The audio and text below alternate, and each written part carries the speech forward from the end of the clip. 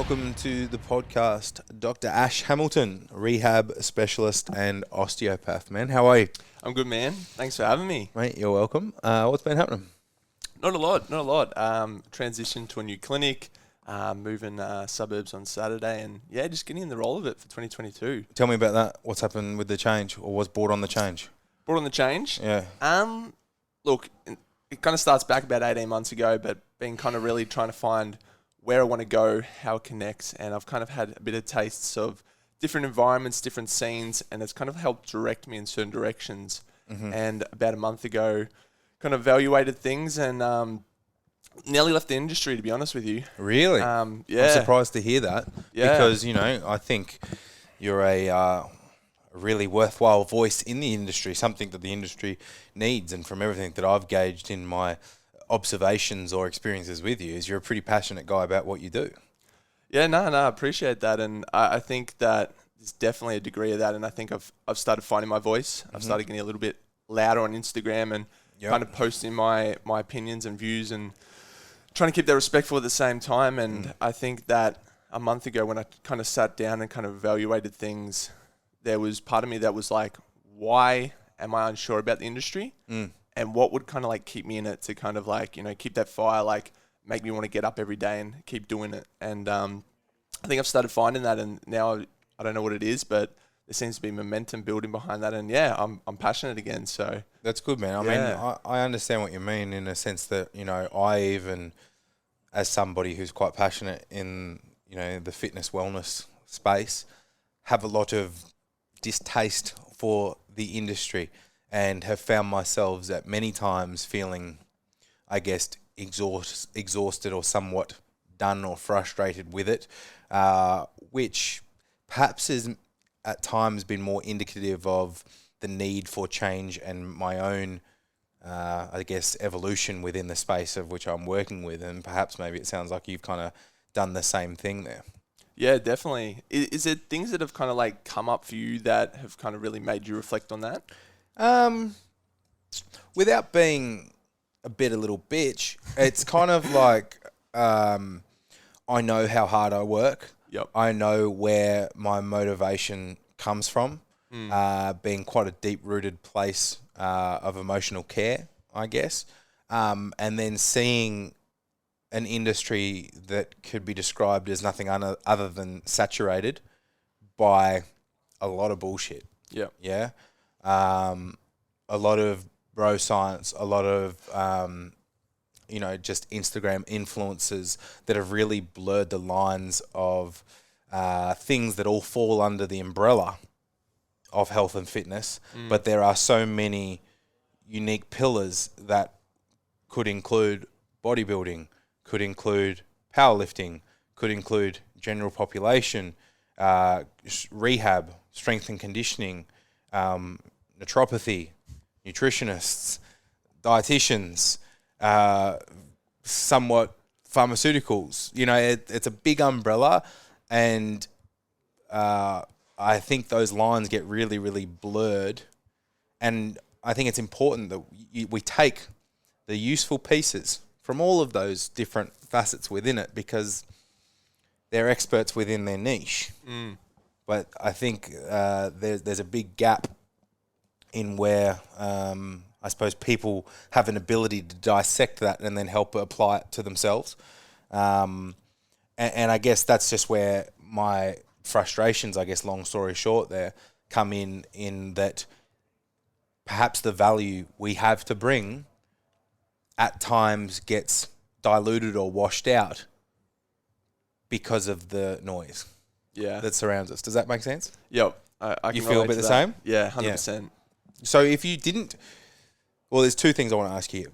A, have you found... It's not really a question, but more rather than a statement that I understand, it is somewhat personally challenging at times to put your voice out there and stand behind your opinions and just give it a run and see where it rolls, because, just like assholes, we've all got one. And when you put yourself out there, you are vulnerable to people's, feedback or criticism of it. Yep. How much of that you value is, I guess, up to us as individuals. So I applaud it. But my question I was going to ask is, okay, if you found yourself doing something else what would that be? Because I've had to ask myself that same question at times, and I find it really difficult to find the answer to that with comfort. Yeah, that's a good question. There's a few things that have kind of come up. Yeah. One of them was like construction. And I've done a bit of labouring in my past when I was at university, and there was something about that environment that I just enjoyed. You know, I think it was partly because it was like a team environment. You're outside, and I did like the luxury of, you know, you go to work at like 7, you finish at 4, you switch off and the rest of the day. And that was something that I quite enjoyed.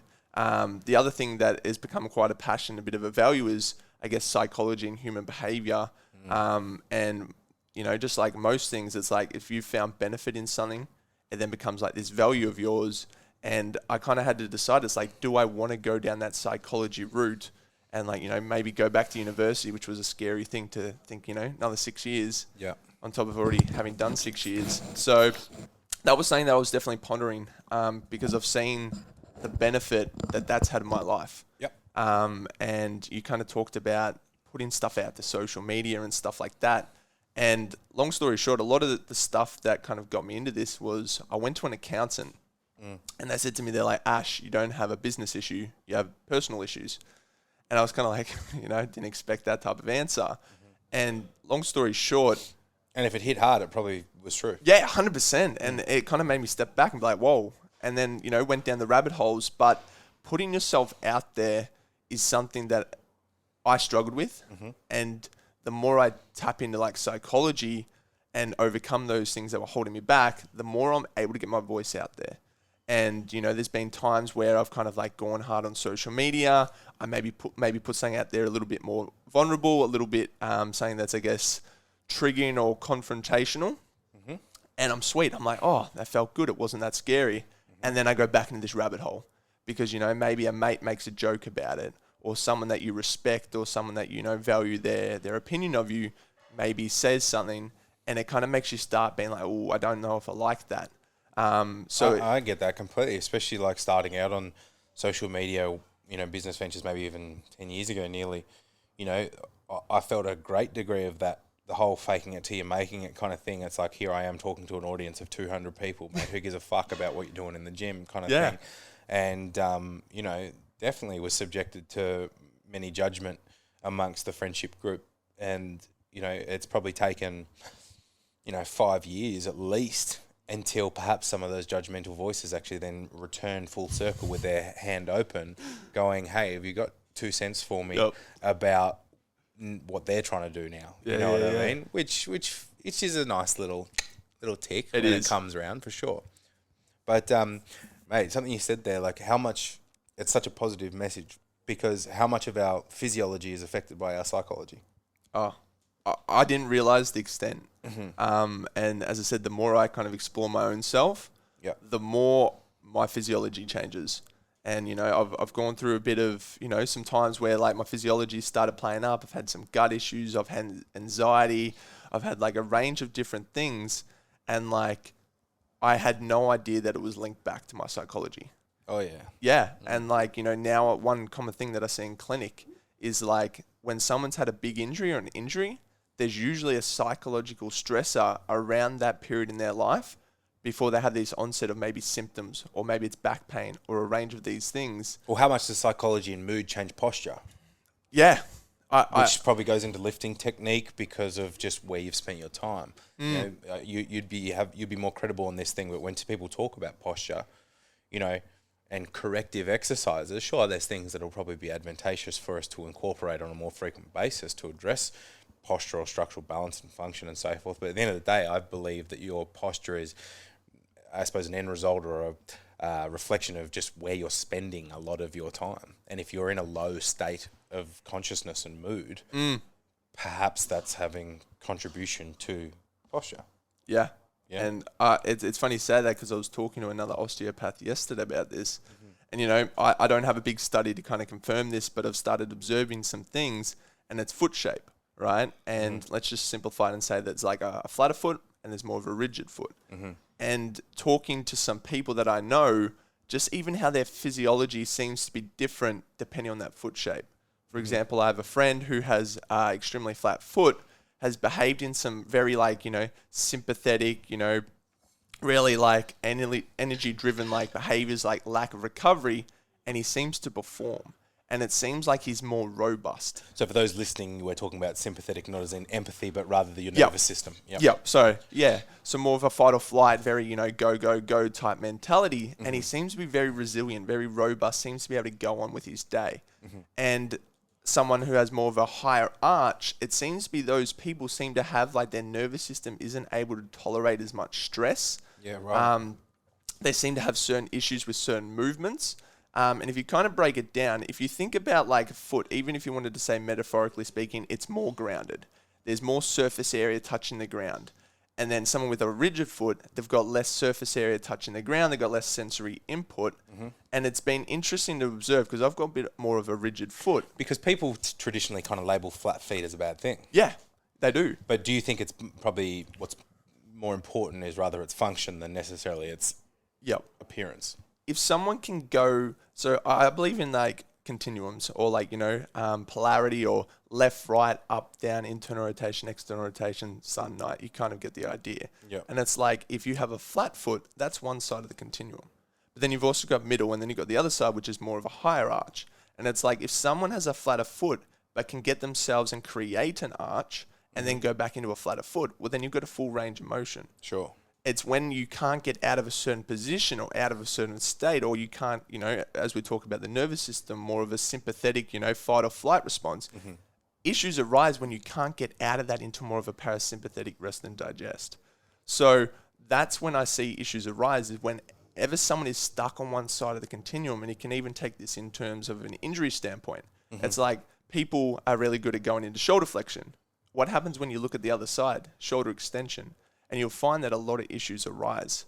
So what one of my biggest approaches is literally find out where you are on that continuum of like, left, right, middle, down. You kind of get that thing and then give them what they don't have.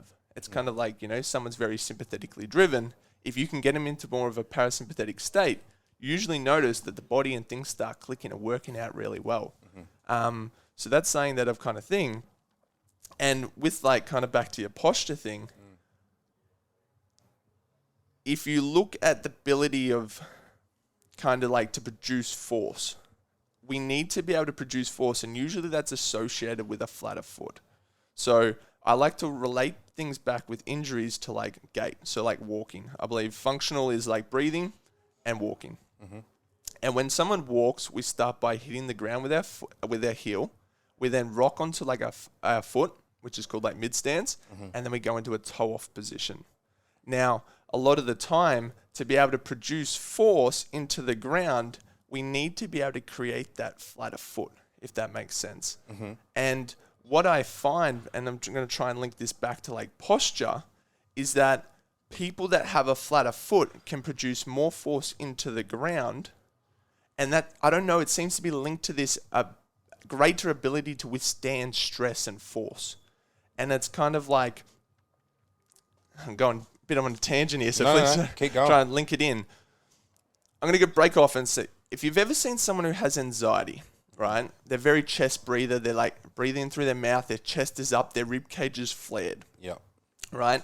If someone was to stand up on 2 feet, shoulder width apart, they were to take a big, deep breath in, kind of like you had a bit of anxiety. Your chest is going to come up. Your pelvis is going to come forwards a little bit more into an anterior tilt. And your center of mass is going to come forward, if that makes sense.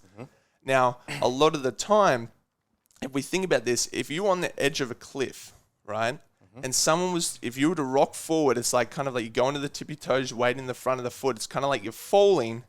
All your posterior muscles have to kind of hold on and be like, we don't want you to fall. Your rectors, the muscles from your neck to your back, those train track muscles, hold on for dear life. Your rib cage is up, your core's not in a great position, and these people are very far forward on their foot. And you can say that's like the same as a stress response. And those people that are very far forward, they usually have those higher arch feet. Well, the nervous system's not going to be able to relax if they're in a constant state of contraction. Exactly. And those people seem to be the ones that can't put force into the ground because they're so far forward. And if you think about gait, that last position where you're far forward is that toe-off position, right? you don't have much surface area on the ground, you're not grounded, and they're the same people that don't seem to be able to tolerate when life gets hectic, something happens. It's a really interesting connection. Yeah. And like, for myself, there's been times where I'd go out, have a few drinks, regret it the next day, and I'd look at myself in the mirror and my arch would be extra high. And I'd be like, all right, sweet. What do I have to do to get myself back into a parasympathetic state?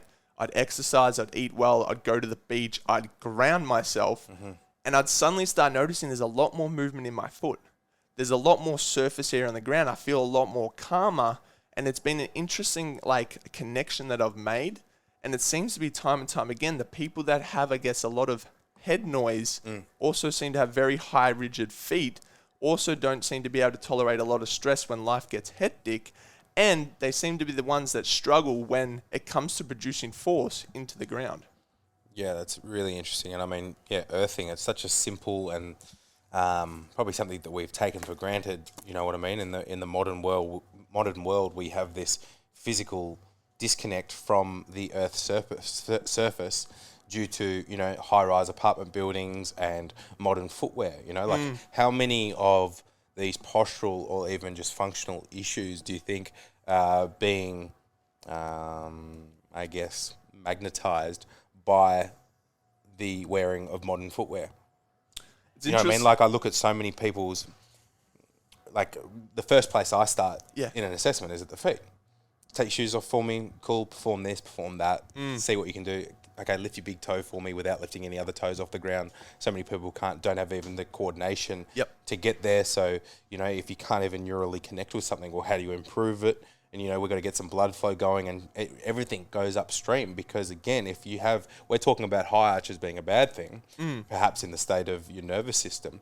But as we've identified, it's more about the ability to function them rather than be set in the one place. Correct. And if those people can't create, that short foot and create the arch, well, then what do we have? We've got, pronation of the ankle, which then is internal rotation of the femurs, so which could be exacerbated by big Q angles in the female population, even worse by high heels, wedging their feet into the triangular shoe, anterior pelvic rotation, arch the back. Now we're looking at the sky, which we don't like to do. So to bring ourselves back to the horizon, we have to bring that head forward. And you can see all that neck pain could actually be coming from the foot. Absolutely. So, I try and get barefoot as much as possible.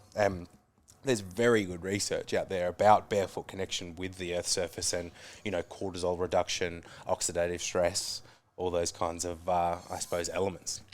It's funny because it's such a simple and basic thing, but it makes such a difference. Yeah, it's like when you feel better because you've been at the beach, it's not just because it's warm. Like, there's some things going on there beyond just the obvious, Yeah, and one thing that I really like, and I guess I was drawn to your page in the first place, was you seem to keep going on and on about the basics.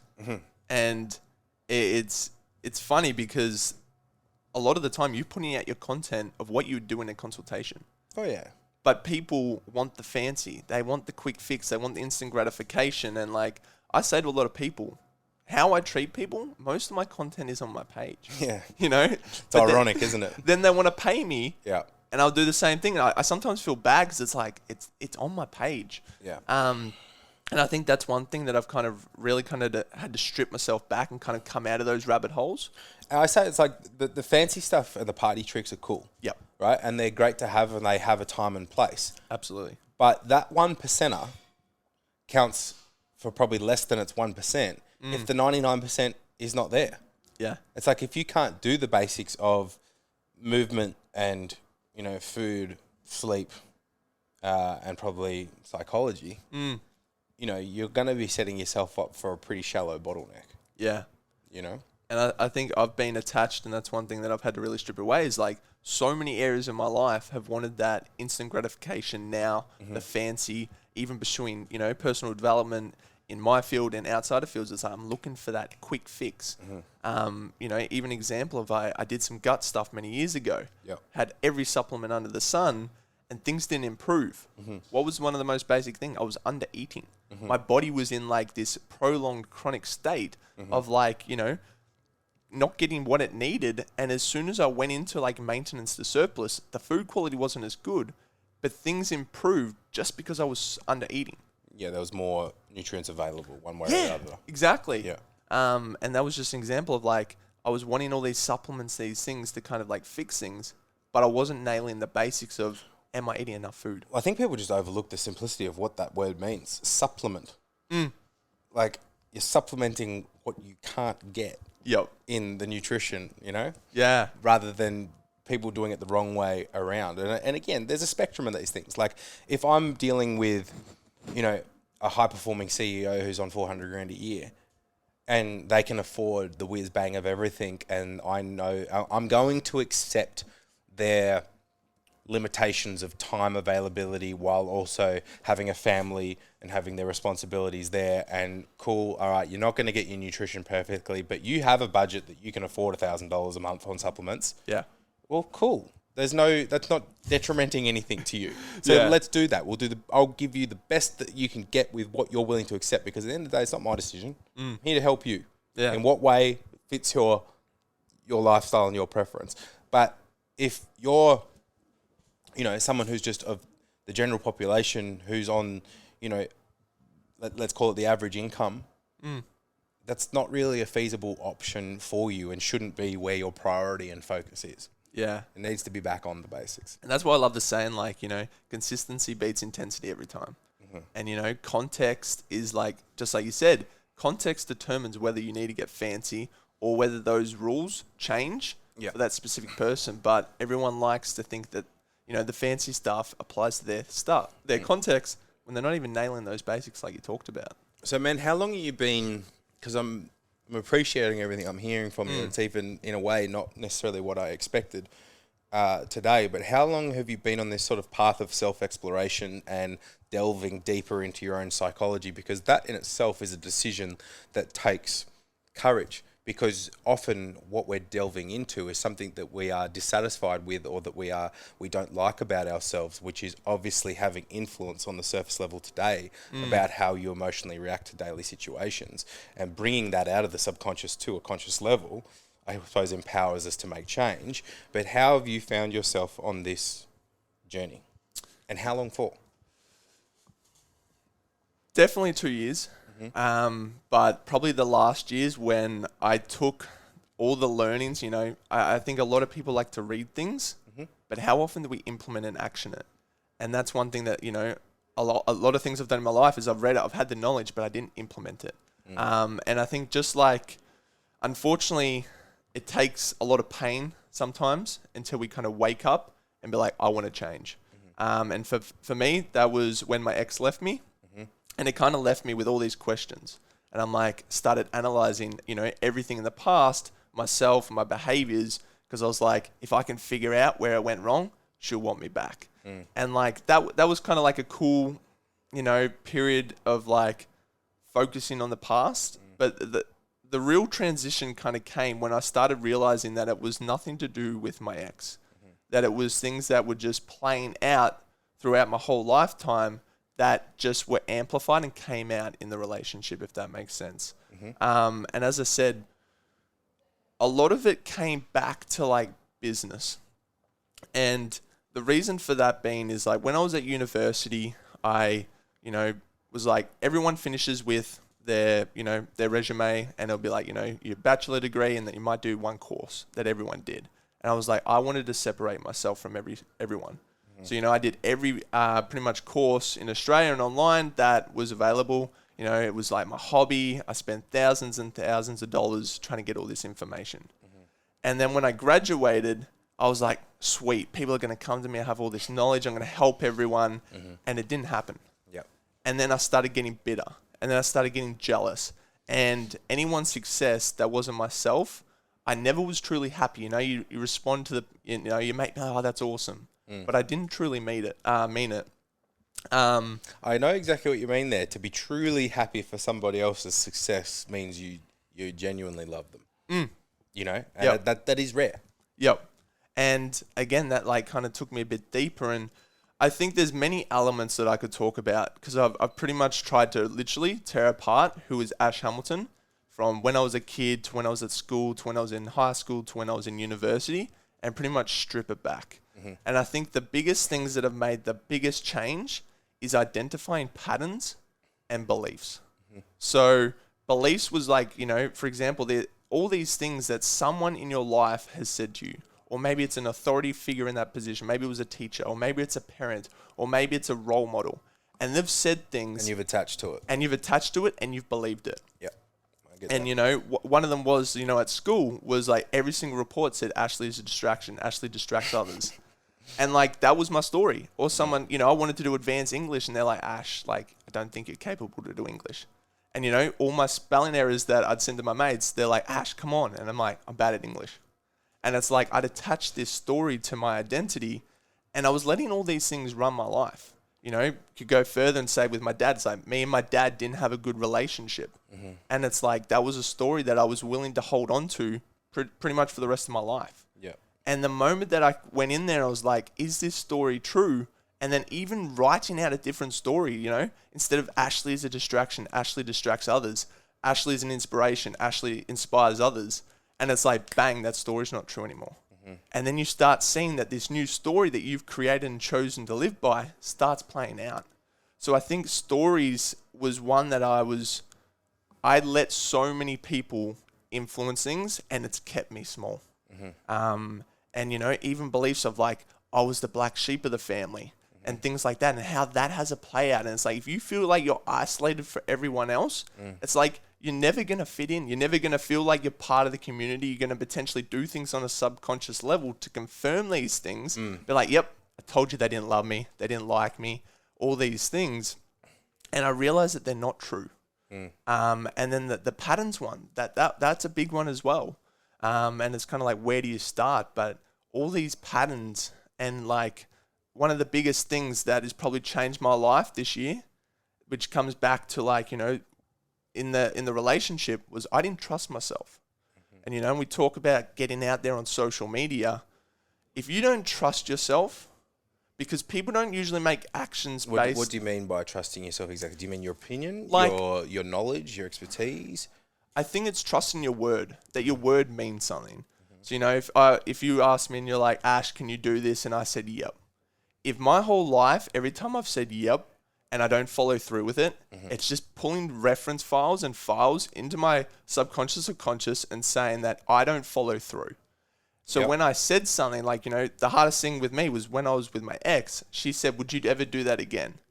And I broke down crying. I said, I don't know. And the reason was, and now I realize, is because I didn't trust myself.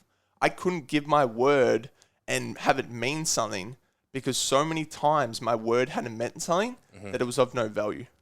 And like for me, what I've implemented... Well, that's what I mean. People start to believe patterns of behaviour of your word. It's kind of like the boy that cried wolf, yeah? Exactly. And that was my story in my life. It's like, I feel like I'm very good at envisioning things. I have like big goals, but a lot of people are like, you're living in fantasy land, Ash. Because it's like... But do you think that's other people, again, just like your child placing their limitations and projecting their fear onto you, that you're then choosing to believe their opinion over your own? I'd say yes. Yeah. 100%. And I get it. Like I resonate with so much of what you've said, man. And I've mentioned in previous episodes on the podcast before the sense of embarrassment that I still get today when somebody compliments me on my intellect. Yeah. When I went through school being made feel like I was the dumb one and I was just the jock and good at sport, and you believe those things. You know what I mean? And it's that internal dialogue and needs to change for you to be able to change, because they are the subconscious beliefs. You know what I mean? That's ingrained from rehearsal of repetition. Yeah. And, you know, using, I guess, empowering language, you know, like rather than this flaky bullshit, like when we're talking about, let's do something extreme like sugar, for example. I'm trying not to eat sugar. There's no way you're stopping eating sugar. I don't eat sugar. Yeah. It's definitive. It's been decided. It's past tense. Even though how you said that, it's like, bang. And you say that to someone, they're not going to argue with you. Yeah. If they do, hey, fuck you. Yeah. Give me some respect. I've made a decision. You know, if you've got a problem with it, that's yours. You know? Not mine. Yep. Yeah. But I think for me, like, there's two things that, like, if you want to take away all this personal development and patterns and all these things that you could potentially dive into, that trust in your word has changed my life. And, you know, a lot of people say, oh, that changed my life. But For me, it was finding a thing in my day. And like now it's like I get up at 4:30 a.m. every single day. And like for me, it's like you wake up, and my story in my life was I always got told that I needed more sleep than other people. Otherwise, I'd have a bad day. I wouldn't be productive. I'd be in a bad mood. And like, if I was going to have 4 hours sleep, I'd start panicking. I'm like, do I need to cancel work? Do I, am I going to show up how I want to show up? And it's like, when I wake up at 4:30, it started off with so much head noise. There's excuses. You don't have to get up. You got another 2 hours. What about your clients? All these things. See, I can't allow myself the time to think. If the alarm goes off, I'm out of bed in under 10 seconds. Yeah. If I lay there, I'm doomed. Yep. But that's just my own self-awareness, I've got to get out. And again, for me, that's why I love the cold shower. We could sit here and debate about the pros and cons of cold water therapy and whether it's good for you based on particular circumstances in your nervous system, blah, blah, blah, blah, blah. I don't really care about that. Neither. That's one of those probably 1%ers that's not having a major influence given that I've got the basics in place. But for me, that cold water, it snaps you into the present. Yep. And so it quietens a lot of that noise. And it's doing something you don't want to do. And it's like, I think when you show yourself consistently, it's like, I do these things, it's uncomfortable. You start building that trust. It's like, no matter what, Jack shows up. It's a habit. It's discipline and success. They're habitual. Yeah. Same as nutrition.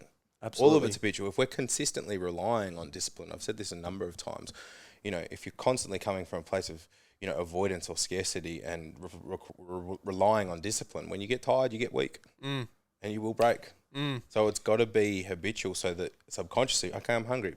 What am I going? The science shows us that people usually only eat like 7 to 10 foods. Yeah. Of course, there's things that happen outside of that number, but for the most part, we're very habitual creatures. Yeah. And I guess that's where like those habits, are your habits aligning with where you want to go and who you want to be? Yeah. And I think that's where like a lot of this stuff, if you start tearing it apart and start questioning, where did this actually come from? Why do I do it? You realize that a lot of it actually isn't because you chose to. Yeah. So, mate, has this all kind of come about through the space of one-on-one psychology? Has it come about through, obviously, we're a product of who we spend our time with, and that can go into, we're a product of the thoughts that we bathe in, and that's going to come from the things that we read and the podcasts that we listen to, the media that we engage with, and so forth. So what are the things that have helped you make these steps in a positive direction? Yeah. One of the biggest changes was I signed up for a men's group, 4-month mentorship, and there was like 20 men. Okay. And we're given different practices each week. And pretty much what it was is it pretty much questioned. That in itself, man, is a big step, though, because we as men are pretty inherently stubborn to go, I need help. Yeah. Yeah. And to do it in a group environment is quite confronting, maybe. Absolutely. And it was even more confronting because the practices that we had to do, they challenged like masculinity, and you had to do a live once a week to the group and kind of like talk about it or perform that specific, ritual, task or practice. And that showed me a lot of things because it showed me, one, that everyone goes through the same things that you do to some degree. All those, maybe weird thoughts or things that you don't want to ever speak out loud, or you'd only, tell a psychologist in like, a safe space. Most people, and I can only speak for the, the men's side of things, have experienced it, have gone through it. And when, a lot of these things, as I said, was to strip apart, like, masculinity. And it was like, one of the things we had to do was 1 week we had to put on like this feminine type music and dance live to the group of men. And, it was one of these things where it's like, oh no, like, what are people going to think? And then when you just realize it's like, it's just a form of expression.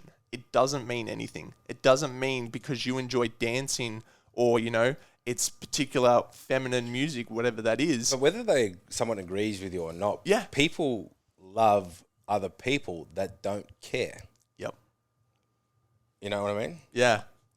And so that men's mentorship was pretty much like, it opened my eyes to, I wasn't this isolated person, that I was not different to everyone else, and that I was similar to every single person. And one of the things that we also learned was this thing called like reflection projection. And at the time I didn't truly understand it. But now it's helped me actually, get to know myself a lot better. And it's like, for example, if you're an angry person and I don't want to be around you and I hate angry people, what is that showing in myself? And for myself, Probably a projection of your own anger. exactly. And it's like, I grew up where it's like, anytime I was angry, I got punished or, in trouble and stuff like that. So I suppressed that. And it's like, it's weird. I had this feeling that I'm this, if anyone's, got me to that point. Man, that's it. Like, I'm sorry to cut in. I feel you so much here because, again, we live in a society that's obsessed with labeling things good or bad. Yep. And emotions are included in that. Yep. And anger typically gets put in the bad basket. Absolutely. But it's not. You've got to harness that anger. It's a very powerful emotion that can be used in so many positive ways. Even if we revert back to, more ancient times, that anger will keep you alive. Yeah. You know what I mean? That anger will give you drive. And I guess that's the sort of tug of war that I've played within my own psychology at times is, understanding the journey or the change that, that anger or something that I could probably even describe as intense as rage that was serving me, not serving me in obviously a very positive manner and was, creating undesirable experiences or outcomes. Yeah. And then being able to, I guess, deflate that ego, which is very much partnered with the rage and the anger to a point where, okay, that's really therapeutic. Yeah. And I'm at a lot more, I've found a sense of peace now, but now also being a little bit protective of that anger and go, hey, don't throw the baby out with the bathwater here. That's still an ingredient that can serve you well. You've just had to reinvent your relationship with it. And that's because that's your drive. That's your motivation in many sense. That's your ability to execute the idea that you were talking about, that if you don't, it's nothing. Yeah. And it was like, when that anger comes up, feel it, like, what's it telling me? And it's like, we learned like tools. Yeah, analyze the emotion. Exactly. And like, tools like, pillow bashing or like cupping your mouth and like screaming in your hand and shaking it. Because at the end of the day, emotions are just energy in motion. Yeah. And it's like, once that passes, you're sweet. But it's when you suppress it and like don't let it out that it contracts, it builds up. Is it going to play out like in like subconscious ways to other people, things you say? And it's like, for me, just acknowledging it's been really helpful to just like socially, like we could be having a conversation right now and you give me an opinion and I'll be like, Ash, that's made me feel real angry. Yeah. I don't know why yet, but just bringing it, acknowledging, hey, I'll feel that. Yeah. It's, I think, just been such a helpful tool to just acknowledge the emotion. If you can separate your emotion from the acknowledgement and that you're not actually being controlled by the emotion, just recognizing and then talking it out, I think that's so healthy and constructive for any relationship. I think it builds trust. Like if you said like, Ash, I'm angry right now, it's like, I trust you a lot more. Whereas if you just kind of like let it, build up and didn't say anything, it's like, and then let it become this unpredictable like rage, it's like, I don't trust you. And it's like when people are able, and it's like, again, you could go to the other side of the spectrum. It's like people that think that... Well, it's authentic, isn't it? Exactly. And the other side is the crying side, I've spoken to mates that haven't cried in like 15 years. And for them, like, Do you believe them? I don't know. There's part of me that does. Maybe some of them, but I reckon some of them are lying. But then, there's also the side because they've associated that, Shame. it's weak. It's, it's not masculine. It's, a sign of, weakness, and it's that shame. And when you realize that it's just... And that's interesting because how much of your anger is probably not anger, it's shame. Yeah. Do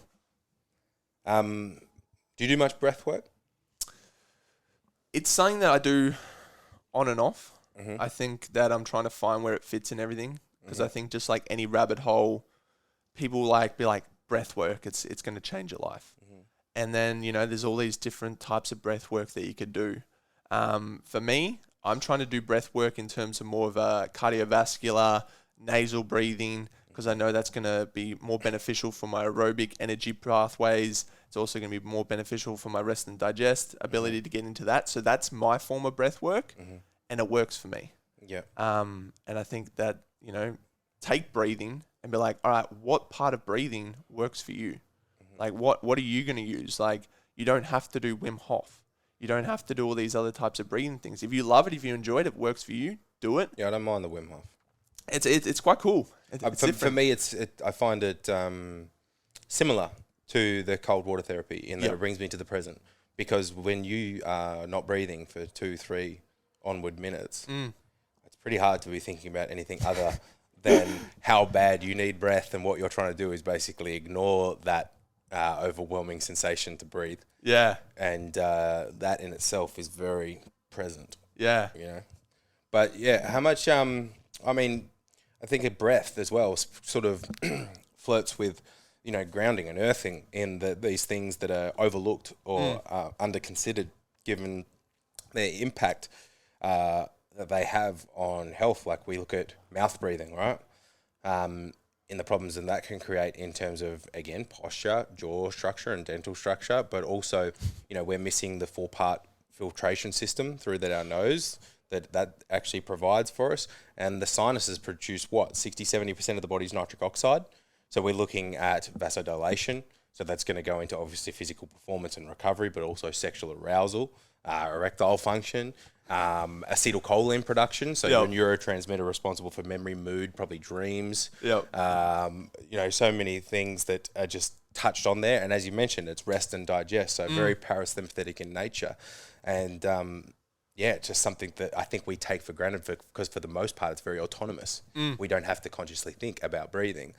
But, you know, mouth breathing, it's a relevant thing that we're seeing more than ever. And it's probably coming from multiple areas, whether that be the shit foot posture that's got you in a forward head, you know, posture, whether it be, you know, the malnourishment through your developmental stages to actually produce or create a good jaw structure, whether it be sleep posture, where you a back sleeper, are you a side sleeper?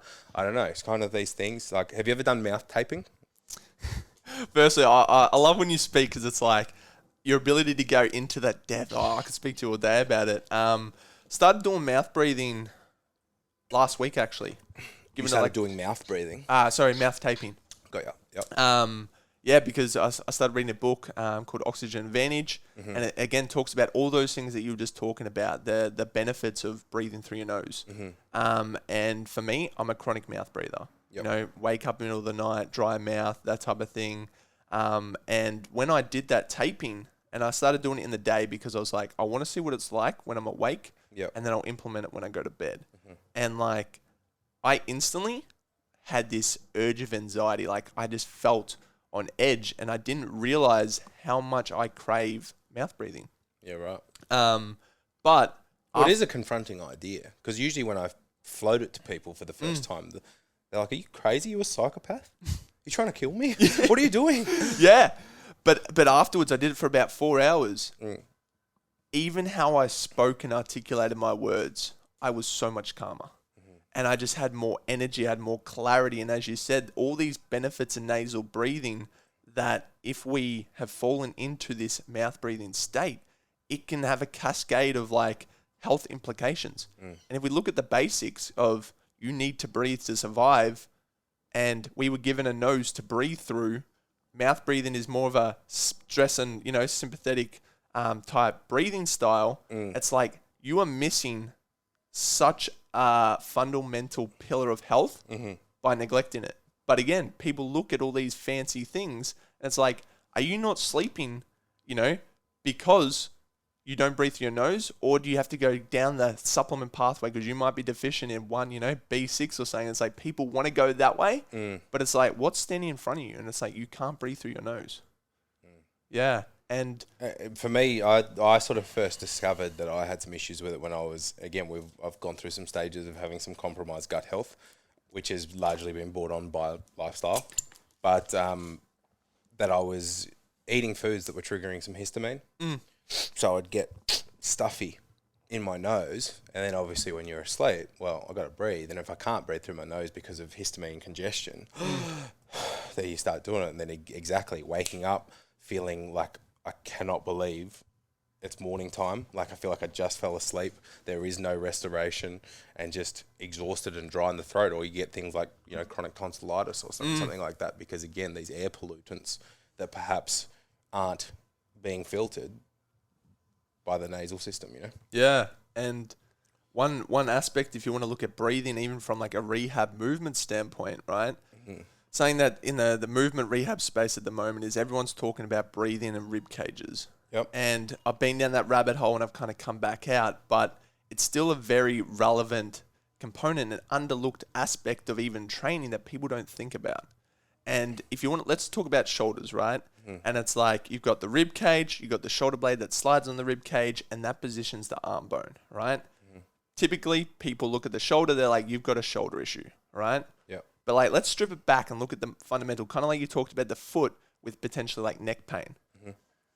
The rib cage sits on the lungs.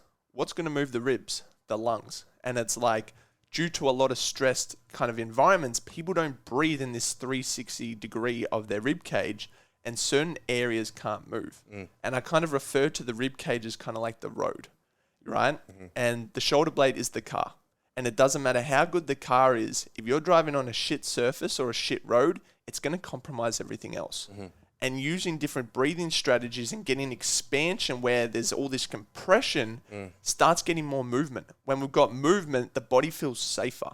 When you've got like one option, like the body goes in this, stress state. It's this scarcity state. And it's like, what I've found is if you improve how the rib cage moves, getting movement from side to side, a lot of gym training, it's a lot of this fixed bearing in through your mouth kind of breath, hold, compressed state, which is sweet if you want to lift as much weight as possible. But what about outside that? And getting movement in the rib cage using the breath is then going to allow the shoulder blade to slide better on that rib cage, which is then going to position and put the shoulder muscles, the rotator cuff muscles in a better length tension relationship. They're now able to do their role of stabilizing the shoulder. But everyone looks at the shoulder and says, oh, you got to do these exercises. And it's like, what happens if the shoulder blade or the shoulder's in a bad position because the shoulder blade can't articulate and slide it correctly? And like a lot of the time, winging on the shoulder blade, right, people are going to be like, serratus. And it's like, if the shoulder blade and the rib cage are meant to articulate together and they're not sitting well, it's like, is it because the rib cage can't expand to meet the surface of that shoulder blade? Or are you going to blame a muscle? And it's a bit of the chicken and the egg almost, isn't it? Very, yeah. And I mean, I think, the diaphragm itself and the core, like they're really misunderstood parts of the body. And do you know Baz Rutten, he's Hall of Fame MMA, used to be UFC. He's actually got the mouthpiece that's his product because he was an asthmatic.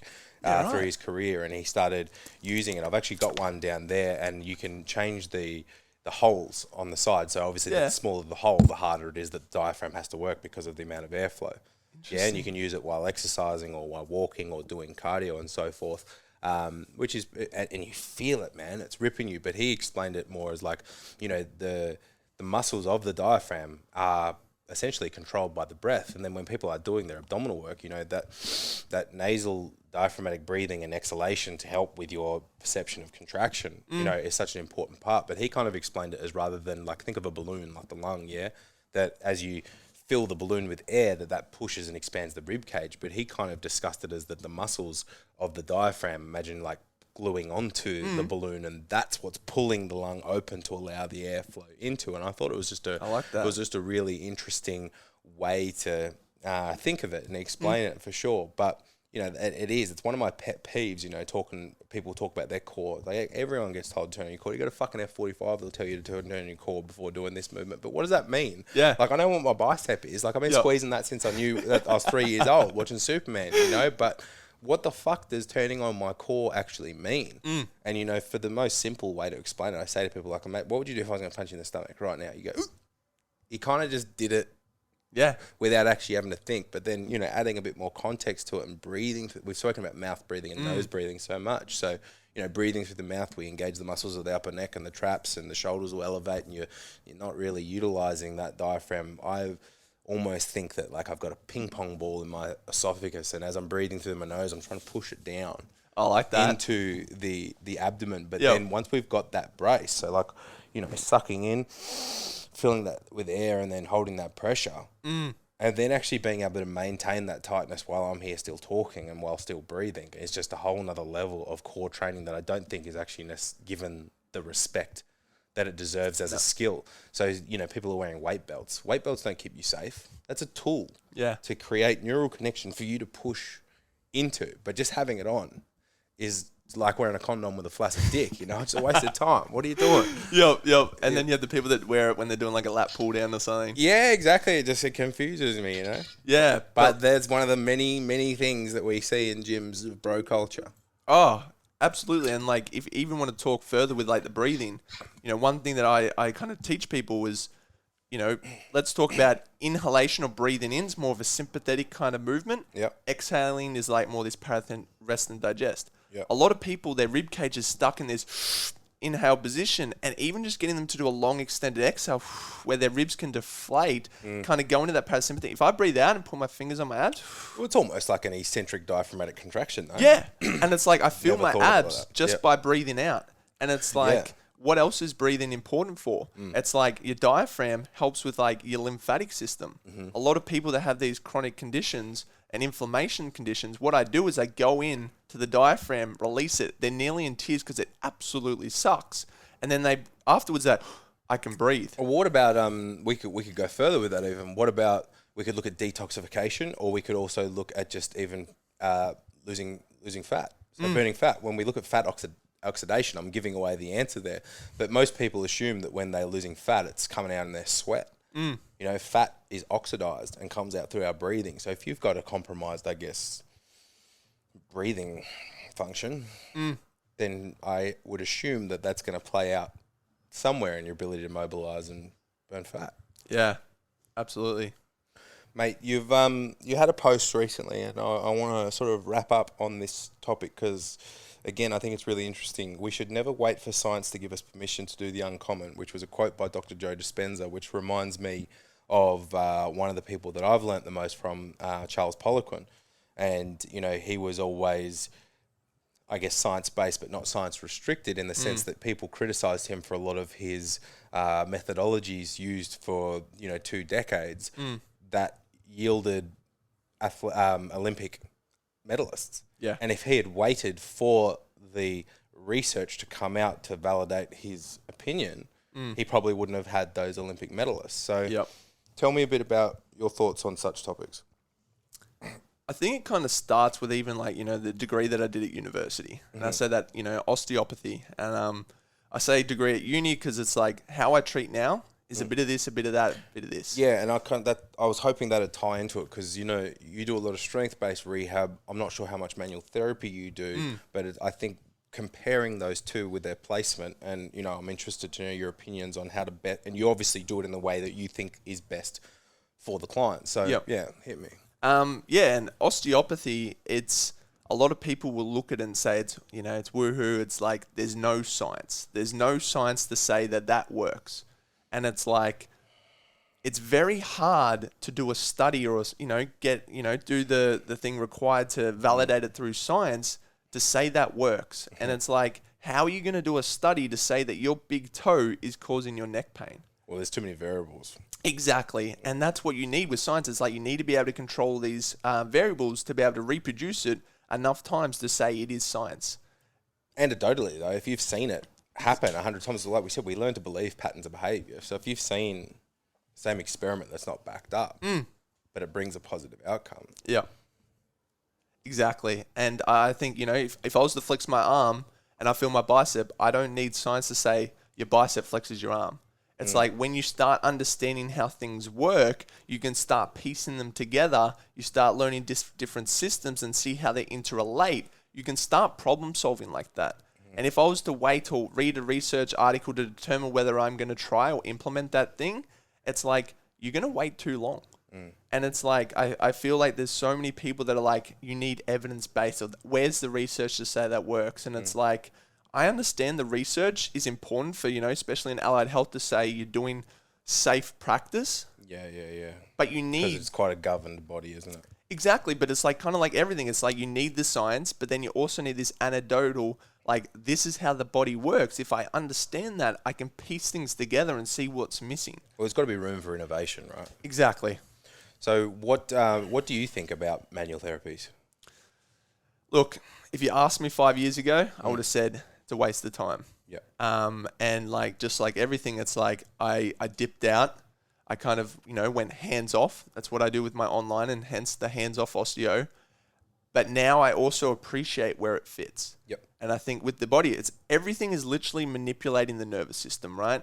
And it's like if you do soft tissue and that person feels safer, calmer, even if they believe it works, which is going to help influence the nervous system. Placebo. Yeah. And it's like that's going to down-regulate things. And, you know, for me, who's more biased towards the movement stuff, that necessarily might not work because that person doesn't believe it, or their nervous system is so jacked up that they're not ready to do that. Let's do some soft tissue. Let's calm the nervous system down. Now we're going to be in a better environment, which, you know, as we know, environment dictates a lot of things that we do. It's now going to have a better result when I transition them into the movement. So now it's like appreciating both sides. Just like I said at the start, there's a continuum. And it's like both sides of polarity. And it's like you need both.